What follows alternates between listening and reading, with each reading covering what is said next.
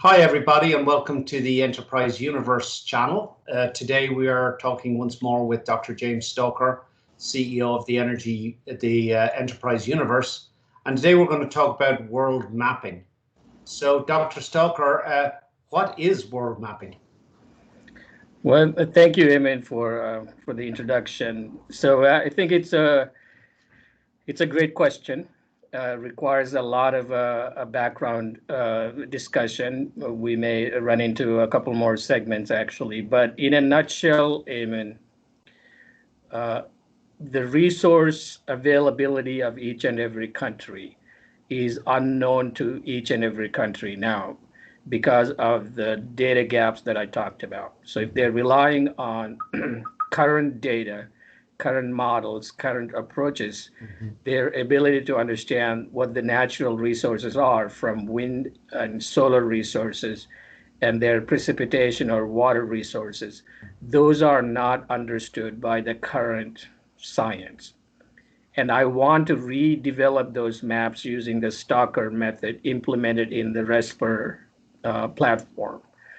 That's really how I'm going to develop these maps, and that's what global mapping is about. I'm talking about weather-related maps, wind maps, solar maps, water resource maps, and a host of other things like temperature, humidity, and how that relates to renewable energy or air pollution or agriculture, aviation, and so forth. But they all come out of the same database that I develop for each and every country. And of course, over the oceans too, where we do not have any clients, but we do have to develop those regions also because those regions are going to affect what happens over land, and that's why it's a global mapping strategy. So just to step back, so it seems like a very big concept. So, why would anybody be, why would, let's say, I'm taking, for instance, a government or a regional entity or a corporation, why do you think they would need to do the global work? Can we talk a little bit about the gap of where we are today and why there's a need for global mapping, this type of a service? Yeah, before I do that, Yeah. Eamon, I want to do a little bit of role playing. I want Okay. you to be the division head of Okay. natural resources of your country. Let's pick Okay. a country, and Sure. you are Let's the take natural Ireland. I've resources got, division head. I'm naturally from Ireland, so I can try that. Sure. So I come to you and I say, hey, Mr. McCormick, here is what my proposition is. But let me ask you, do you really know your resources quantitatively Right. based Well, on our I can current tell you, knowledge? at least in the context of the Irish situation, the country is facing a lot of problems related to water right now. So with climate change, we've been seeing droughts in the eastern side of the country, and all of the water is on the western side of the country. So we're really kind of up, like, for a country that was, for a long time the land of green. Now we're having some droughts. So we really don't know what's going to happen next, or what we need to do. Can Resper help me with my water problem in Ireland? Absolutely, Eamon. So the way this works Hmm. really is we have to strategically understand what happened in the last 30, 40 years. Okay. So that's the first thing that, you and I talked about baseline being off. Okay. There's a reason for that because the Right. current methods and the science itself is relying on only 10% of the information if we are Right. lucky. Okay. And when you develop a map based on that small amount of information, you could bet that your knowledge is full of gaps. Right. So, in other words, you cannot rely on any of those maps to make any of your decisions. So Water conservation decisions or how to divert your water and how to manage your agricultural output. right. Some of these decisions are not being made properly now because of those knowledge gaps. And that is actually one of my major concerns is that I've kind of got two concerns with respect to water. Number one is its impact on agriculture, and especially there's talk of the dairy herd and the cattle, and can we actually sustain the size of a cattle herd that we currently have? Because it's a twofold problem. Number one is we're running short of silage, which is the the kind of the grass that we grow in order to feed so there's a lack of silage, and we're starting to import silage now, and there's an issue with the cattle, and then there's an issue with the fact that we're still growing as an economy, and we've got our industrial sectors using more water, and we don't understand why there's this change. Like, people say climate change, but we're really not sure what the hell is going on with respect to why the levels, like, all we know is the levels of the water for sure are going down in the lakes, and we're having periods where we're having to cut back on watering crops, and the farmers are suffering. So it feels like this is a kind of a complicated issue because it's impacting so many aspects of our economy, and they all seem to be very highly, a lot of our economy is very dependent on water, it feels like. Well, the attribution to climate change, Mhm. Eamon, I think it's been done loosely Yes. without understanding what climate change Yes. is. And you are seeing some differences in your resources, that's for sure. But Mhm. attributing to something that you don't understand quantitatively is something that I want to solve through this global mapping. So, in this context, when you get our map, you will be able to proactively manage your resources, unlike what you're doing right now. So So right now, when you say map, it's not static data then, it's really the model. Is you're going to give us, are you giving us a model, or are you giving us just a map in the kind of static sense of it's like, so can you explain what you mean by map a okay, little so bit? I'm just not map is more quite. like a snapshot, right? If you Okay. have like yearly average for Yes. 2019, if I give Yes. you a map of that, you will be able to tell what your resources are, how they're changing on a daily basis or an hour by hour basis. All Okay. of this data is available to you. You can query it. We will put that on your own system. We can train your folks to understand the data and make sense out of it, and how to use that, of course, for all of your applications. So you're not just getting a map, you could take a look and then that's it. No, it's a dynamic system that you can query and pull the data out and put into analysis packages and so forth.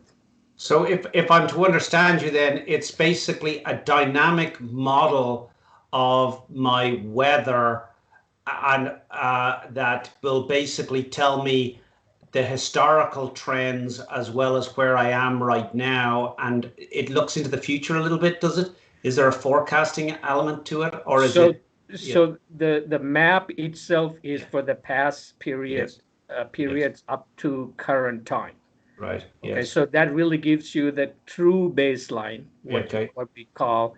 And once you know that, you know the year-to-year variability also. For example, you Yeah. pick the northwestern quadrant of your country. Yeah. You say, okay, my precipitation resource for 2019 was 10% below average, or it was 10% above average. But what is that Right. average? You don't really know how to ascertain that.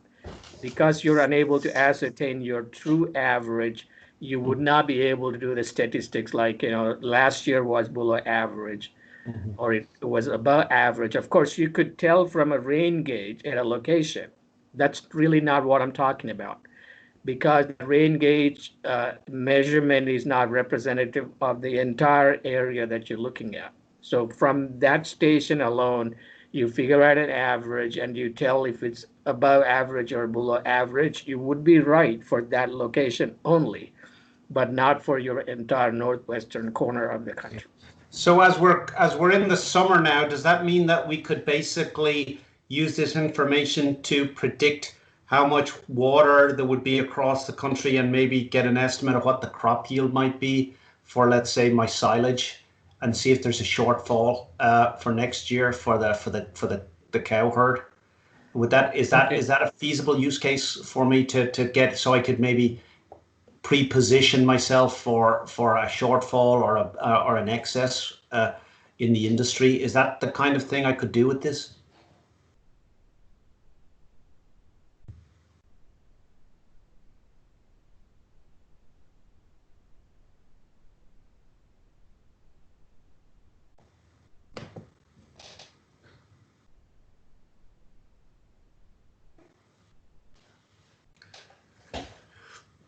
Hmm.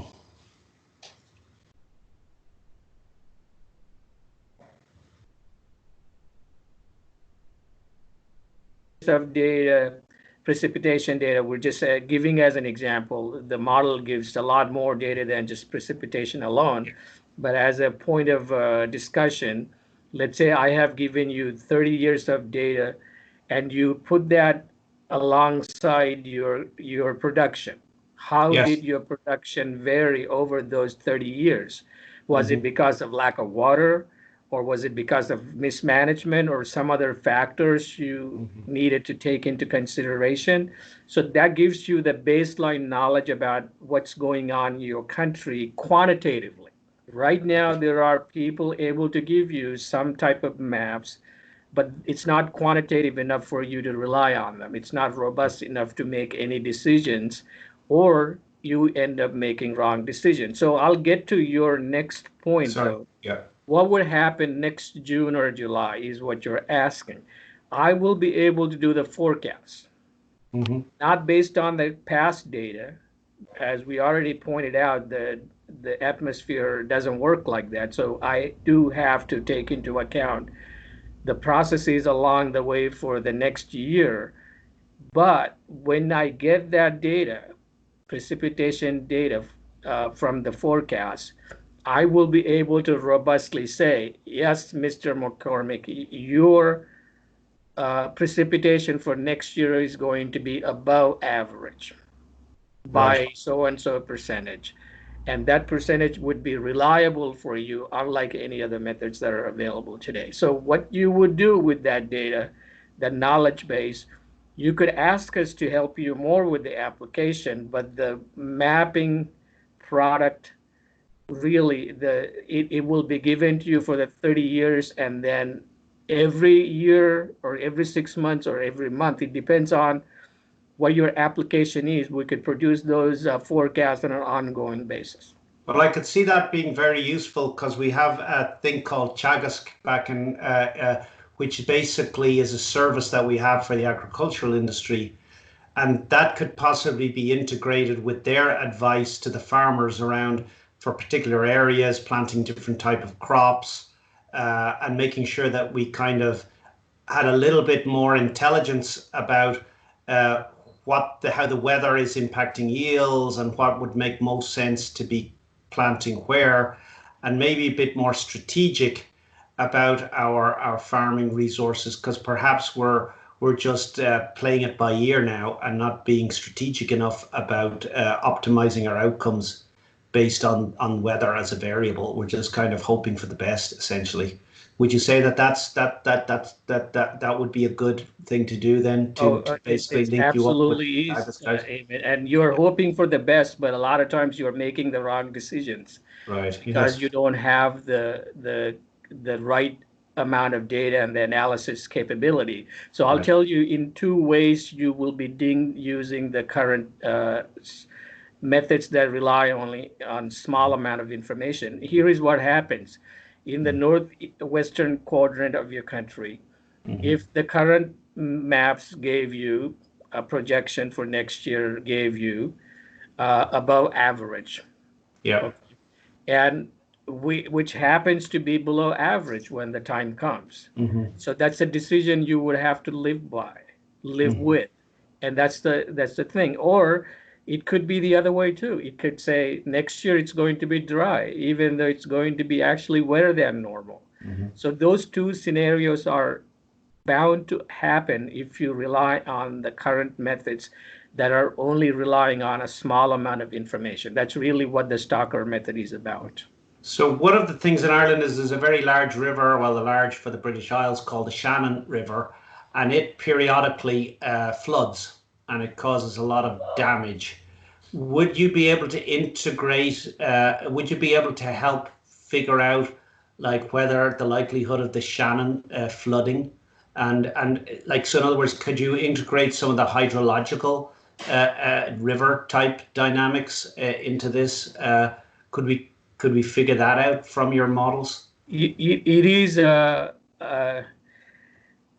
I would say sky is the limit, Eamon. Once Okay. the data sets are created, integrating with other models, I have done hydrologic subsurface model coupling, not to my liking or my satisfaction, but I was doing it as a researcher at that point. But as a client, when I find a client as a vendor, I would be able to get into that in a lot more detail. But remember, in flooding,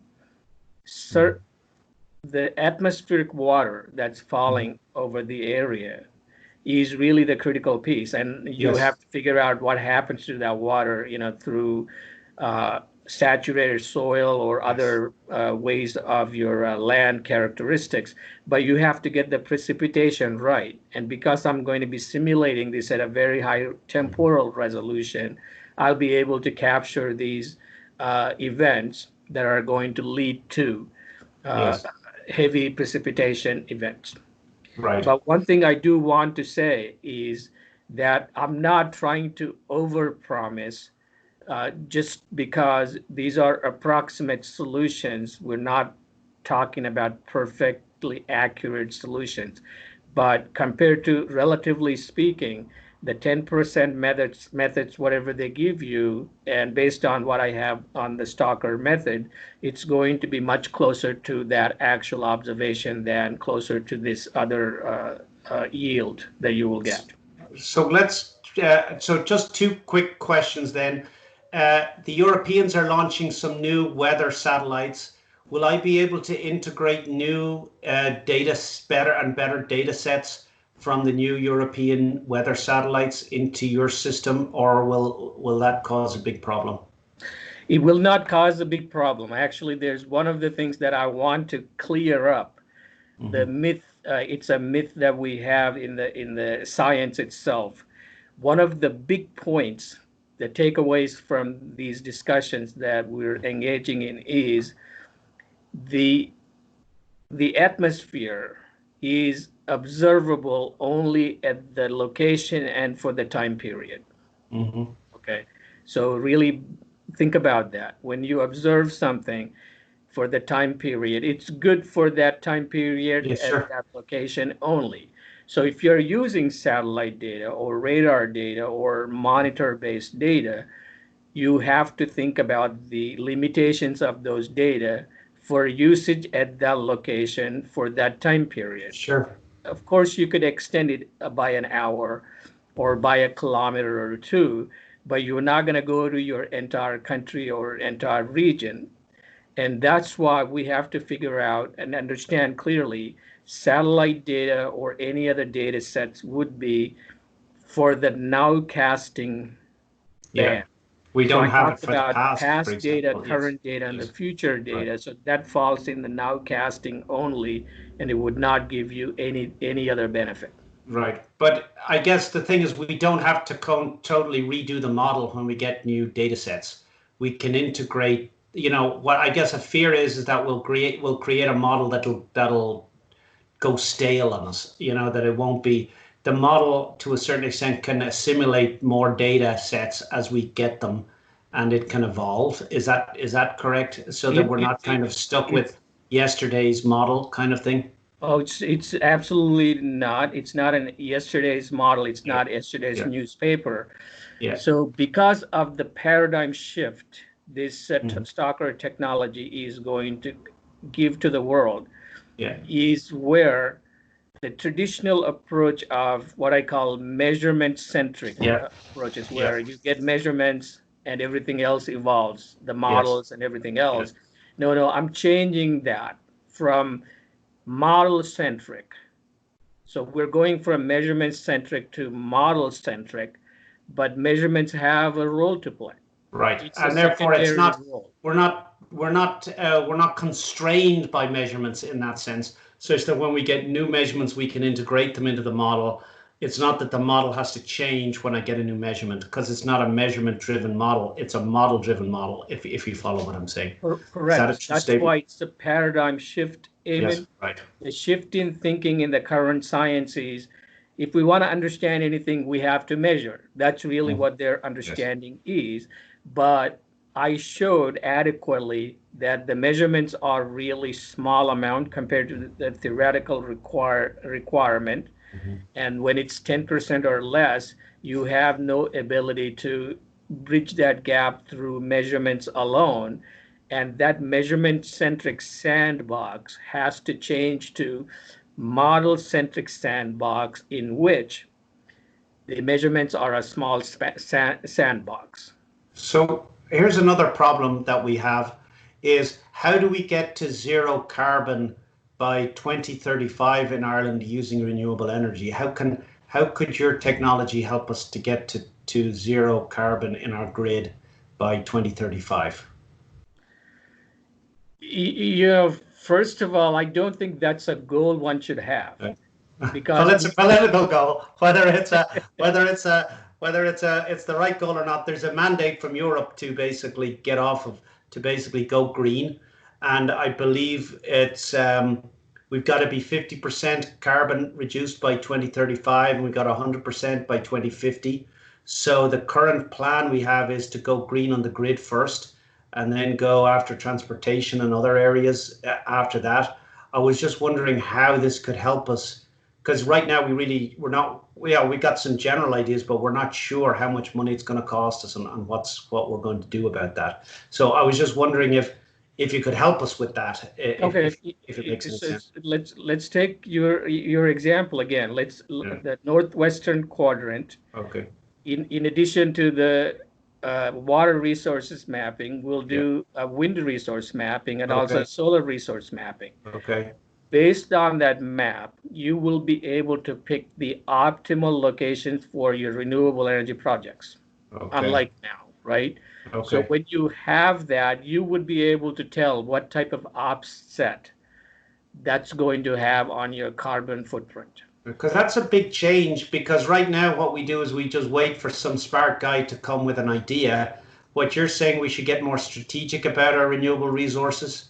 Is that what you're saying at a kind of a country level, rather than just kind of wait for a renewable guy to do a deal with a farmer and then try and. So you're saying we need to get a bit smarter. Is that what you're saying? I am because that's actually like slapping something together.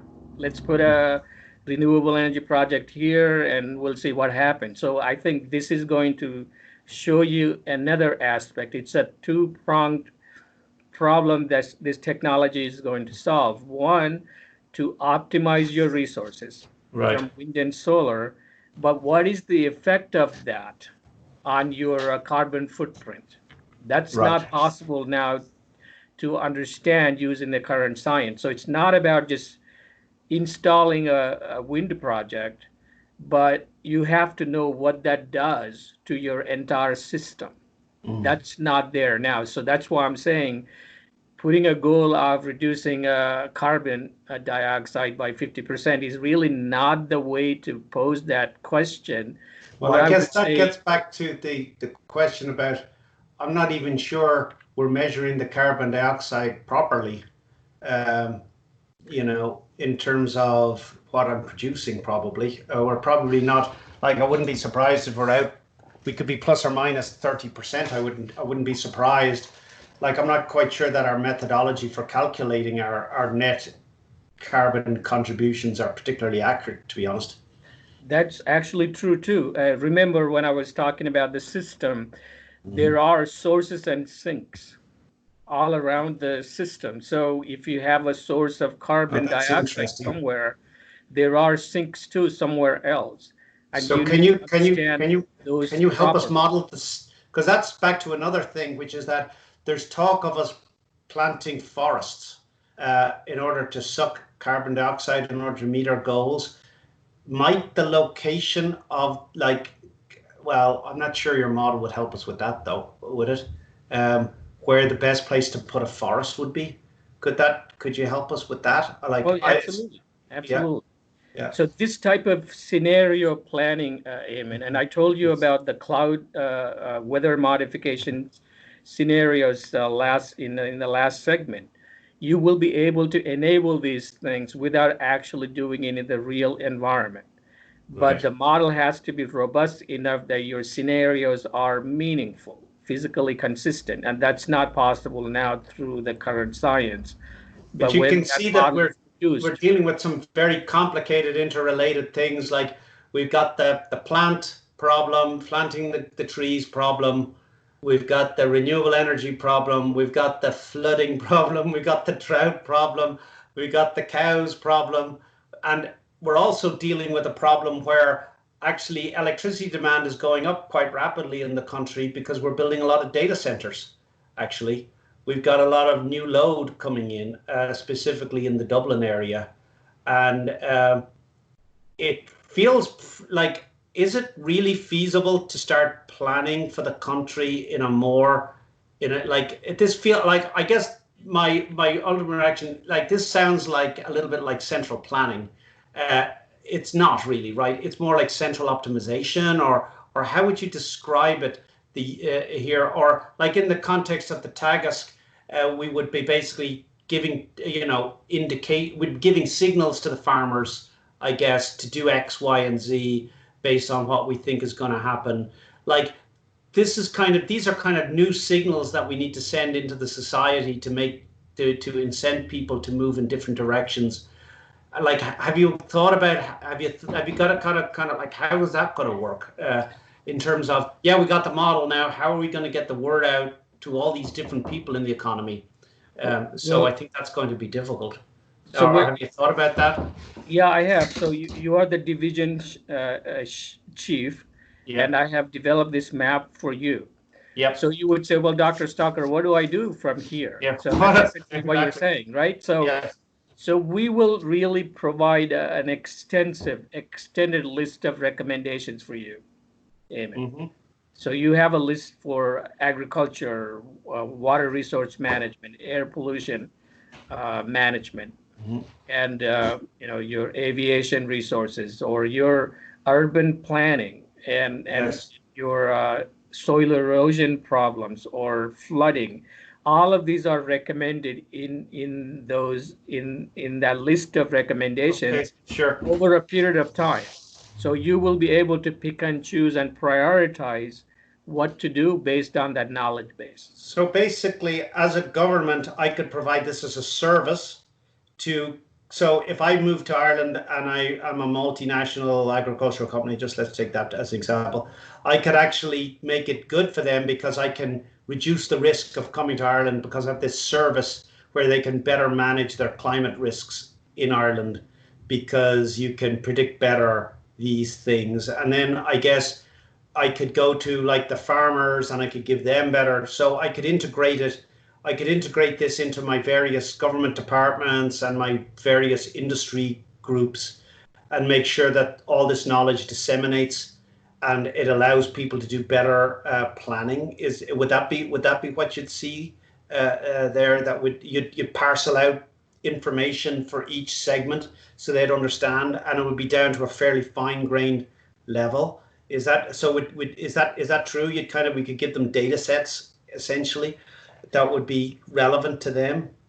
Yeah, Is that it is. Once you have the knowledge base, Mhm. Eamon, so there is an issue of data monetization, whether Mhm. you want to give it, as a for to your taxpayers because they already paid for it, or you have a private entity or a consortium of private entities that are funding that project, and then the government gets a free ride on the data. So it really is how you Mhm. structure it. But bottom line is your country and the individual Mhm. citizens, whether they are large entities or individual families, they're all benefiting from that in various aspects we Mhm. talked about: air pollution or curbing it, and increasing renewable energy, or better management of water resources, and so forth. These are all benefiting everyone else within the country also, but Mhm. that has to be done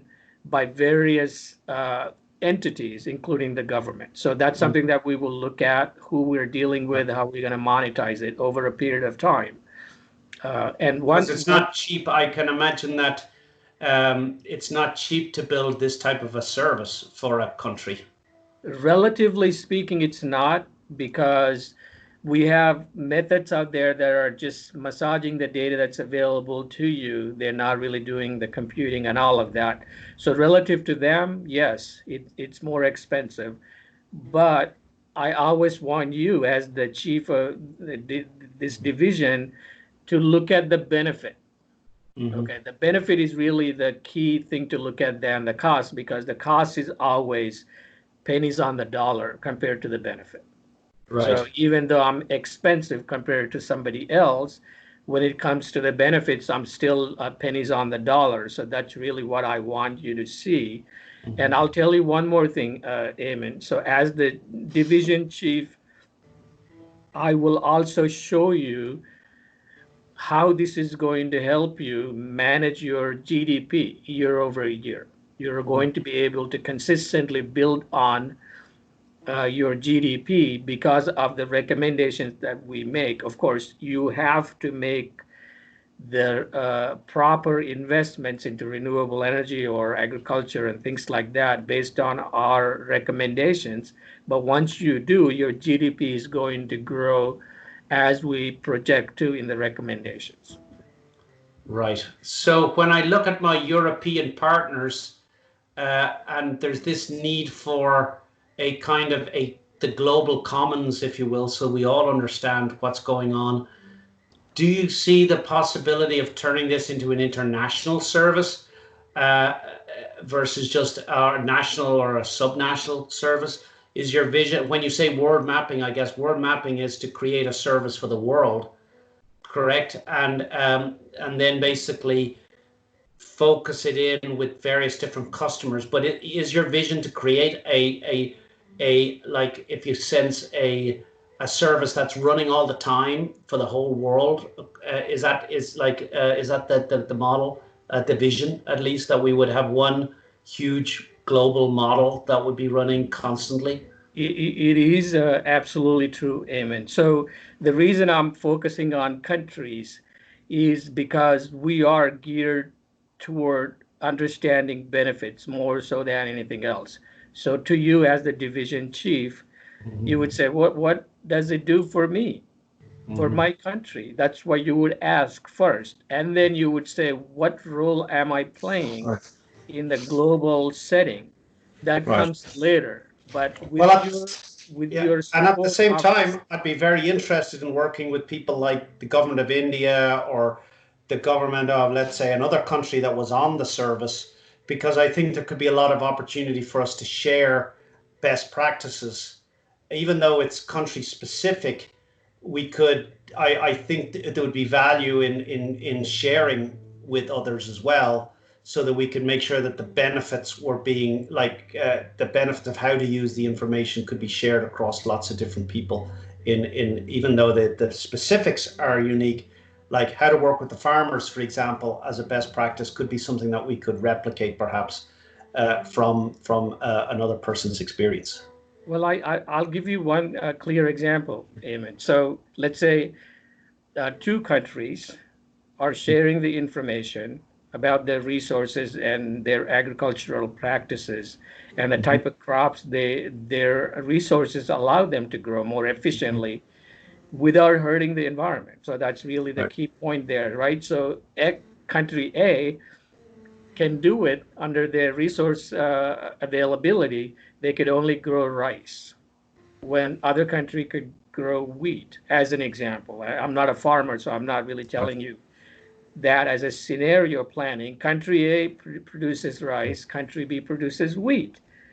Those two So we could countries have have both. collaboration. We could have Exactly. kind of proactive collaboration, and that would make a lot of sense. Absolutely is what is Rather needed than for the world. grow it and hope they will buy it, we could actually be a bit more strategic about matching each other's demands ahead of time and making sure that we could meet, and then we could meet demand a lot more accurately. And it was also bringing up the kind of the idea that the countries could collaborate scientifically to basically, work out, the best relationship between detailed weather and detailed agricultural practices.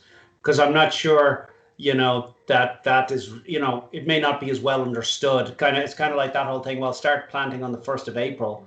May not be the most scientific approach to the season this year. Maybe this year it's better to get started a little early or a little later or whatever. There could be operational implications of the technology, I guess. This is going to open up Yeah. the entire world to new research areas.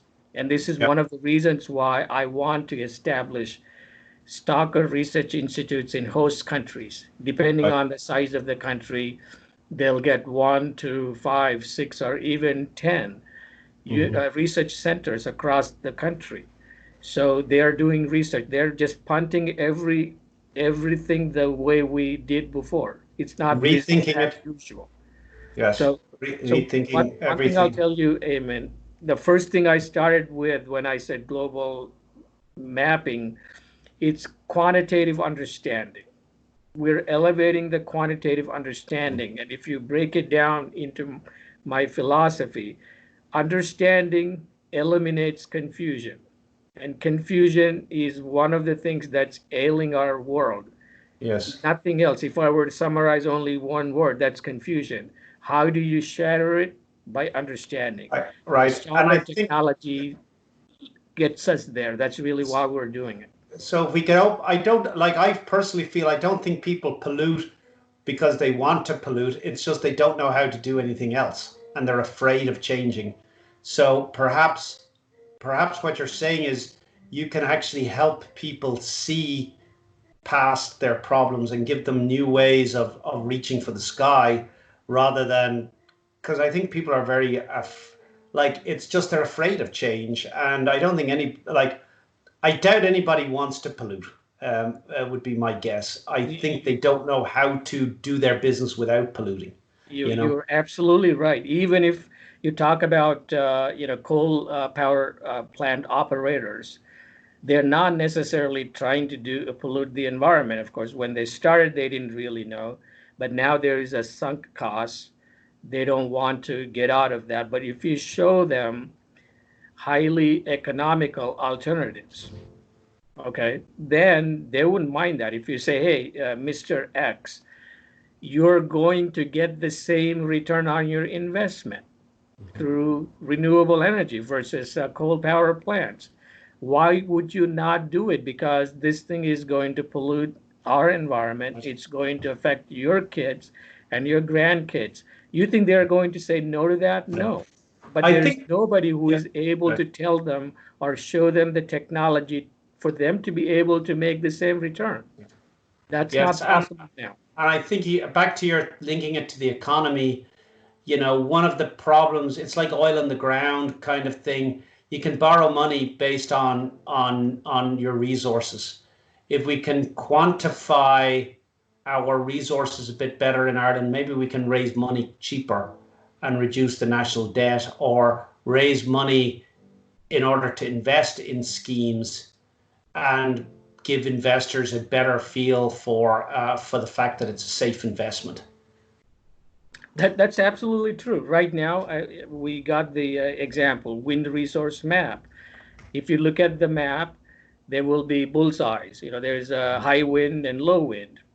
What if the high wind is actually incorrectly assessed? That's actually low wind.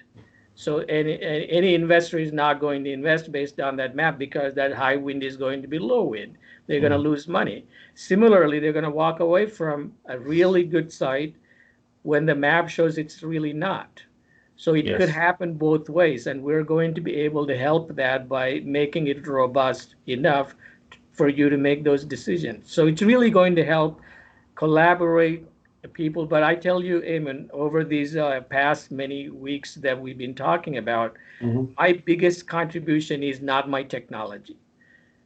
Making people better is what my contribution is going to Sure. be. So I'm going to see to it that everybody is going to collaborate and they're going to get excited about collaborating with the cross-country boundaries. There are no boundaries about that collaboration, not only in research, but in sharing resources and making everybody else better. So that's really the Correct. mission Yeah. for the enterprise universe. And I think there's real opportunities there with the game A, game B. I don't know if you're aware of that concept, but the currently the economy's game based on game A, which is basically a competition-based paradigm. And I think what you're talking about is game B, where it's based on collaboration-based paradigm. It's by working together we can actually bake a bigger cake versus, I've got a scrap of information that you don't have, so I'm going to use that to beat you in the market. Well, if we create this new wealth of data and we can share it, everybody can basically do better, which is it. And so through collaboration, we can actually grow the economy and we can make people happier and wealthier. And we can get away from this constrained. If I know something James Stalker doesn't, or if Dr. Stalker knows something Eamon doesn't, you got to one over me, rather than, hey, if we all work off the Stalker method, if we all create these data sets, if we know how to share and work against this data, everybody in the society is going to do better. The only thing we really need to do is figure out how to pay for it, given that, let's say, it's 1% of the benefits. We still have to figure out an equitable method for paying, but the benefits have to be attributed back to, because people take things for granted a little bit.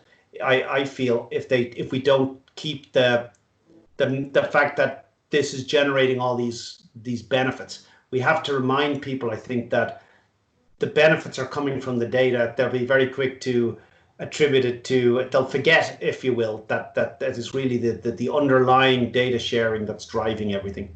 So it seems like a paradigm shift to me, Dr. Stalker, for the government in Ireland to basically completely think about how to really turbocharge the country effectively. Absolutely. Right now, if you ask them if they know their resources quantitatively, they probably would say yes, because that's what they're They don't led know to better. believe. Yeah, right. That's what they're led to believe, because they do have maps, but they're based on this small amount of information. That's one thing. But I tell you what, Eamon, to do globally, there 2/3 of it is the oceans, right? So there is nobody who's going to pay for that. So we have to find a way to, do the maps over the oceans too. So every country that's going to participate in this program is going to chip in to do that, because Mhm. their benefits are going to be across the board, across the globe. But that's not just altruistic in nature. It's actually going to affect your country too. Just because it's over the oceans, it's a matter of time. It's going to end up in your country Well, and I because of the think that's fluid behavior. like, given that we're a water planet, essentially, we have to basically we have to think of it that way, and that we got bits of land poking out. But if we don't understand what's going on in the ocean, like heat absorption, currents, all of those things, to get the real big picture, I think we're going to need to know that. If we want to really get to, and that's one of the things I think is the long range, is that if we can get to the point where we can show globally to all the global players that by collaborating around this big data set, we can create win-wins for everybody, and it's not a win-lose globally. To do the right, like doing the right thing is a win, not a lose. Um, I think that's going to change people's attitudes, because right now, for a lot of people, doing the right thing is a lose. Well, you need to get to the point where doing the right thing is a win, you know. And I think that's going to be the big paradigm shift of winning is smart. Playing with the big picture is smart. It's not big government. It's not anybody trying to control you. It's just smart. It's smart for you. It's smart for your children. It's smart for everybody.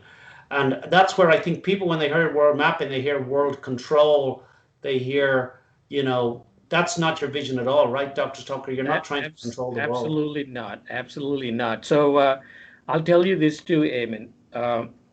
Game B idea has been around a Hmm. long time. It's not something Hmm. that I developed myself. So collaboration has been around. But what's the difference is just collaboration alone without the knowledge base is Yes. not going to help. So There's that's not a why I basis. always keep. The collaboration needs to be based on scientific fact versus, and I think that's the missing component.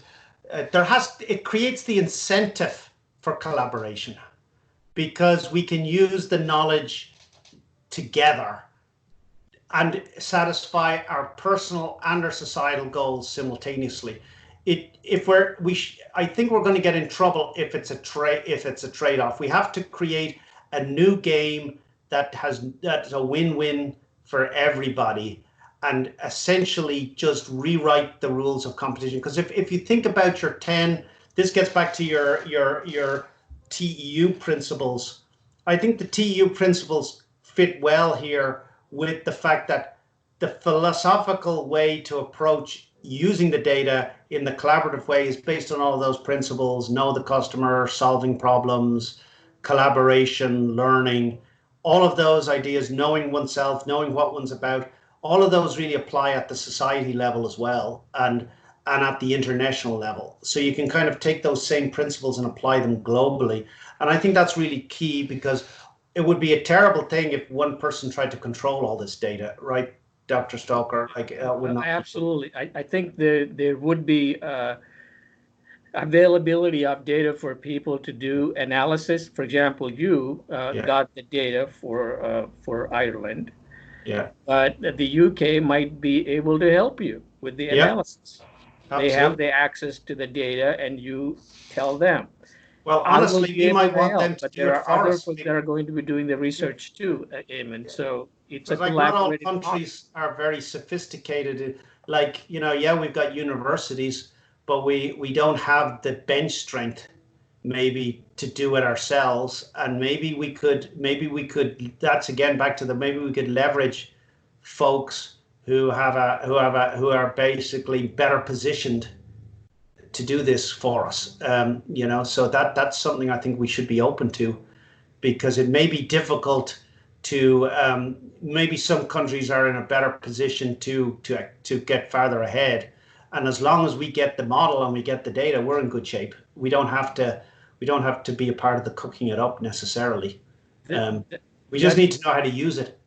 that's one of the reasons why I want to start the research institutes in host countries Hmm. and train their faculty and students over a period of time. So it may take them 2 years, 5 years. Typically, a countrywide mapping project takes about 2 years for a small country. If it's a large country like China or the largest country like Russia, that may take up to 4 years. But during that time, training their faculty and students to build the capacity, and that's really what we will be doing, and the collaboration that comes into it. And I presume we could optimize the such that value would come out sooner than the 4 years. We could work out ways in which you wouldn't have to wait till the end of the 4 years. You could start doing it incrementally, maybe in like getting ahead in one area or another. Would that be a fair statement, that we It don't is a wait fair 4 years? statement. Actually, they're going to get the data and the analysis right in the first month itself. Okay, great. They're So not it's not waiting like for 4 years. we're No, no, waiting years for no. this. They're not saying, okay, here is the money, I'll come and see you after 4 years. No, Well, they it are seems getting the like data it's right from month one on a constant basis, and we're engaging with them on a constant basis. So it seems like what you're suggesting then, Dr. Stoker, is you've kind of got this platform, and then on a country basis, you'll collaborate with actors in that country who will basically take the platform, customize it so that it gives the bright results for their country, and then there can be collaboration across countries. So is that a fair statement? It is, That's and yeah, while their universities are getting trained at yeah. the same time. So yes, collaboration is going to happen. Uh, There will be conferences and a lot of that. So everybody's going to shed their thinking about this competition, Eamon. But I'll Right. tell you one thing too, Even the competition. academics. But I'll Right. tell you this, Yes. I'm not trying to eliminate competition. Don't Right. get me wrong, because competition is the Part of who first we are. part of That our nature. part of who we are, but that's the first step too. So if you're not motivated at all, you don't want to compete and all of that, collaboration is not going to go anywhere. But we want intelligent, but like I think things are getting so complex now, Dr. Stalker, that we can't figure it out alone. We need big communities of, like, I know there's a thing out there, sense making.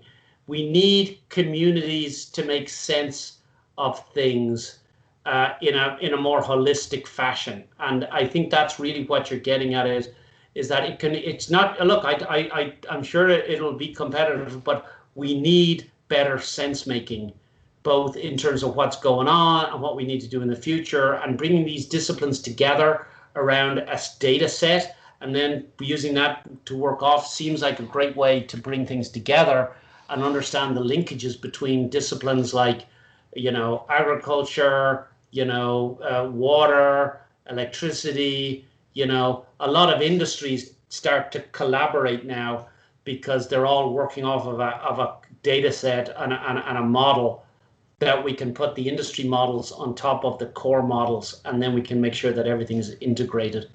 And it's like it's the best of central planning and the best of capitalism, if you will, coming together. Because I don't think central planning was all wrong either.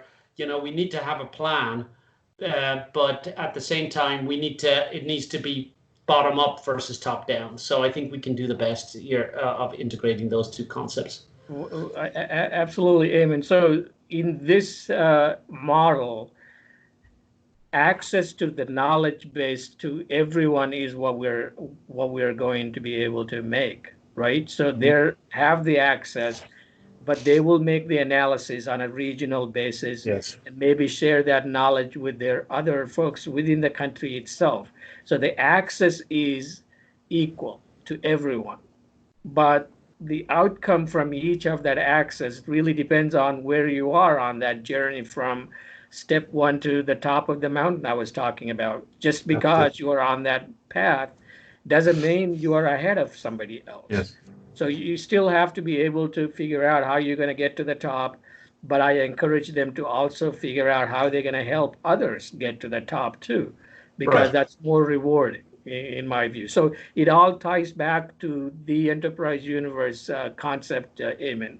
Why I'm developing it, and why am I developing it from the private sector standpoint, not in the government or academic sectors. They got their roles. They Yes, train everybody's, yes.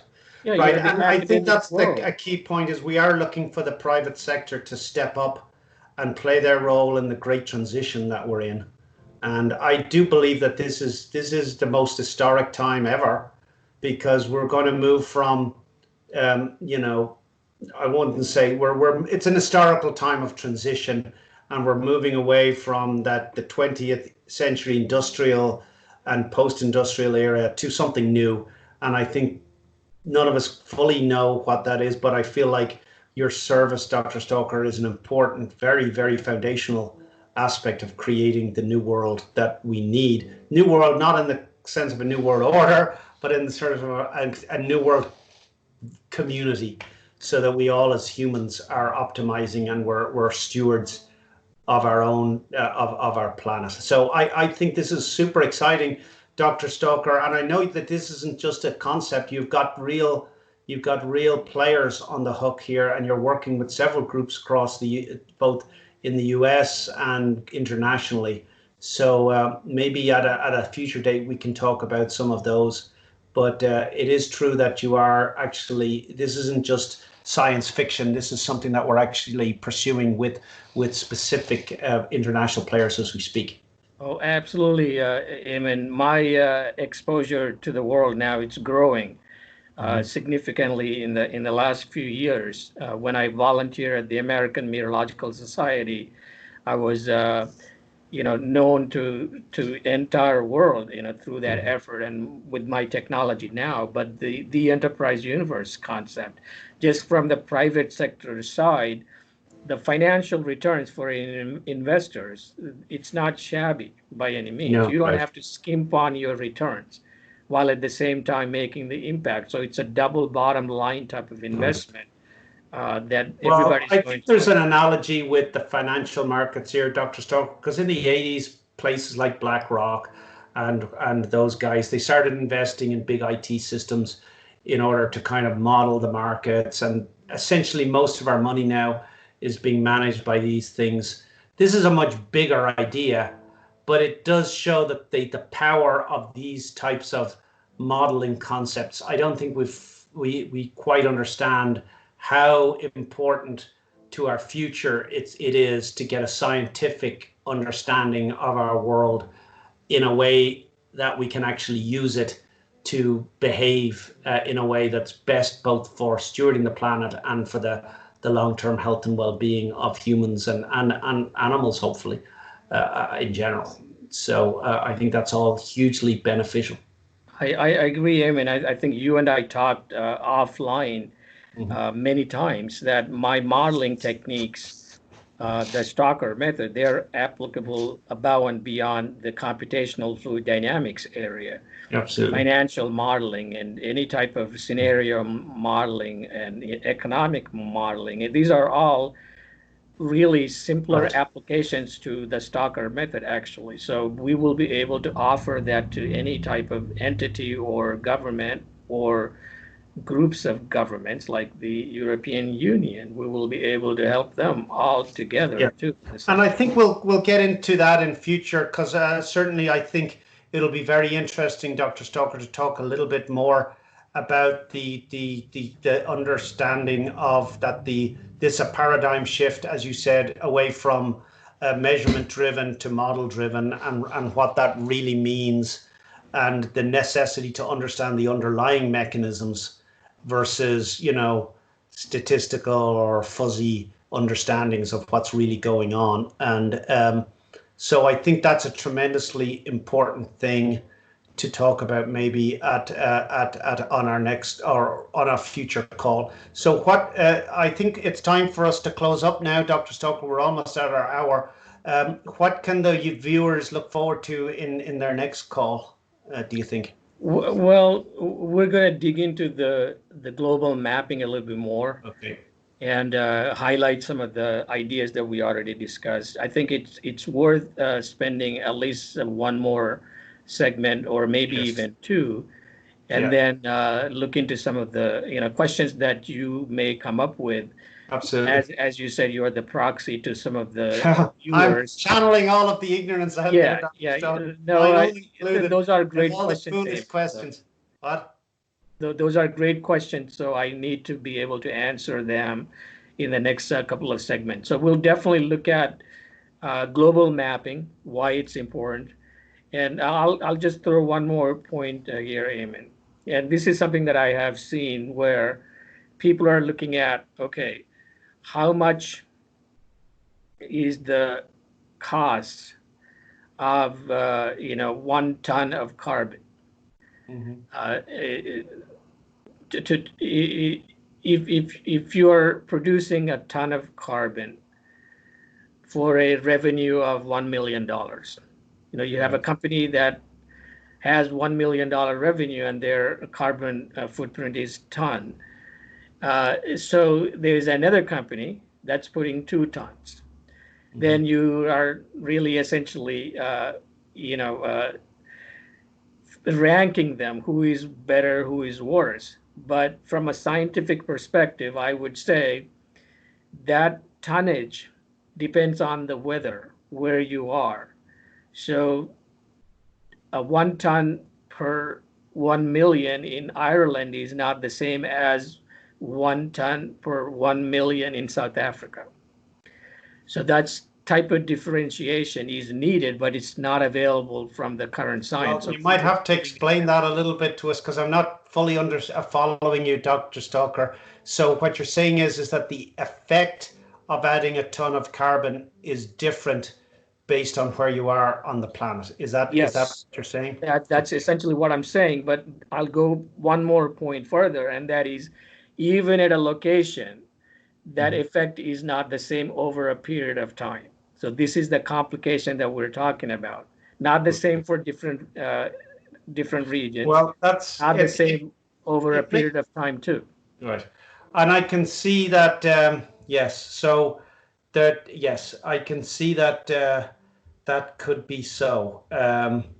And it also has got, there, I guess the point is, the danger is that simple solutions may not work or may not be optimal solutions. And it's also got to do with, yes, I understand. So there's a lot to discuss there, Dr. Stalker. I think we could Yeah. spend a whole lot of time on that geographic difference and the time difference that I already talked about.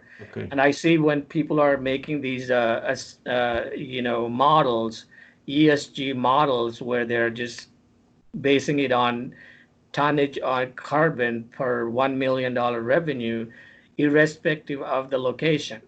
Yeah, right. I No, would that's say very because of interesting. the intricacies in the system, it's not the same. That needs And to be understood through this complicated model that I'm going to develop for them. right. And I honestly think, Dr. Stoker, it's important for us to look at sinks too. It's not just about restraining output, it's about creating sinks, as you've been kind of hinting at. So I think it's a little bit like one-dimensional thinking to say you should just stop doing something. There might be better ways. There may be better sinks. The sink route, even though people are talking about sucking air out of the thing, I read something recently that things where you could do things geologically to actually absorb carbon a lot more efficiently than, let's say, trying to capture it coming out of a chimney. So there may be better ways to skin this cat, I guess, if we had the global mapping model. Absolutely, absolutely. I'm excited about the possibilities, Yeah. especially when a lot of the researchers around the world and the faculty and students, after they get proper training, I would have to emphasize Yeah. Oh, that we fact because they have to let unleash go the of their potential. thinking, the way they have been thinking about approaching the systems. They have to get trained a little bit, but I'm willing to, I would love to, do make that happen for the world. And like as I said, Dr. Stoker, I believe it's a collective sense making problem, and none of us can do it. But if we can create a platform based on the best science, where people can collaborate to come up with the best solutions, I'm sure there's no problem we can't figure out in a way that's going to actually be beneficial to all the stakeholders. And maybe you can call me an optimist or whatever, but I do feel that, with folks like yourself leading the way, there's great promise ahead. Of course, we've got huge challenges, and that's why this is urgent that we get on with this. But I also think there's great opportunity for our children and our children's children, and to lay down a framework of Game B based on a scientific platform and collaboration, and some element of competition, of course, but that would basically, we're looking at the hole in the donut right now, Dr. Stalker. I think there's still a donut out there. So maybe any last comments before we wrap it Well, up, Dr. yeah, Stalker? yeah, appreciate the questions, Aim, and I'll tell you, my philosophy. I always emphasize it has to be practical Yeah, for me to get involved in it or even put my brain to. yeah, So the utilization of my brain power over the years on developing a philosophy that's practical. If yeah. it's not practical, I have no desire to spend my time. Well, and I think that's why so much of what we talk about brings the human element into account. An abstract materialistic view of things that doesn't understand the human actors that are central to everything is something of an abstraction. And that's why I think you have merged both the social technology and the scientific technology, and are bringing them together. I think either one without the other, we either get fuzzy ideas that are all nice and touchy feely, but they don't connect to anything, or we get hard science that doesn't match to our needs as human beings. And I think bringing those two together is where it's all at, I, to be I, I honest. I think so. I'm excited about that part, Evan. Okay, great. Well, thank you, Dr. Stalker, for giving us this inspiring talk today. Thank you, and viewers, we'll see you soon on our next recording. Thank you.